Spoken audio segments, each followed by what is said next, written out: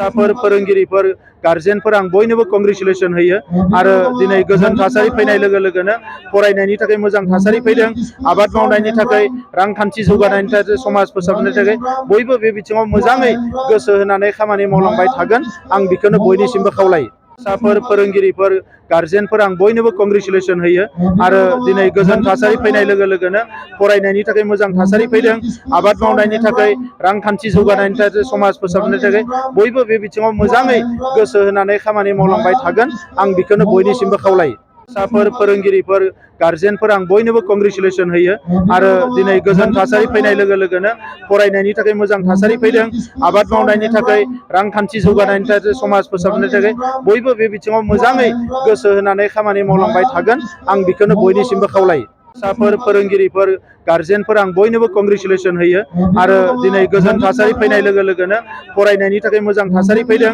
आबाद मावनायनि थाखाय रांखान्थि जौगानायनि थाखाय समाज फोसाबनो थाखाय बयबो बे बिथिङाव मोजाङै गोसो होनानै खामानि मावलांबाय थागोन आं बेखौनो बयनिसिमबो खावलायो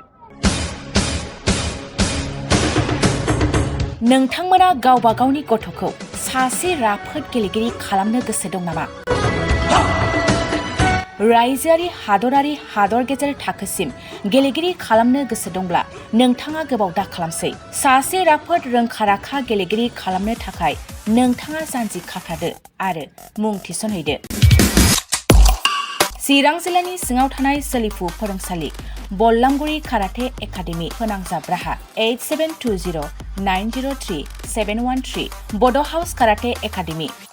दलाइगाव फोनांजाब राहा 6900451157 बेंटल काराटे एकाडेमि फोनांजाब राहा 9678041226 बिरनगाव काराटे एकाडेमि फोनांजाब राहा 6901341656 आरो दालिगाव काराटे एकाडेमि फोनांजाब राहा 8720903713 बैफोर मख'नाय सोलोंसालिनिफ्राय सिगांनिफ्रायनो रायजोआरि हादरारि हादर गेजेरारि थाखोनिफ्राय बान्था मोननो हानाय सोलोंसाफोर मोननो हाबोनाय सोलोंसालि बे मख'नाय फोरोंसालियाव रोंगौथि गोनां फोरोंगिरिया फोरोंथाय होनानै नोंथांनि गथ'खौ सासे राफोद गेलेगिरि सोरजिनायाव मदद आरो जाफुंसार खालामगोन।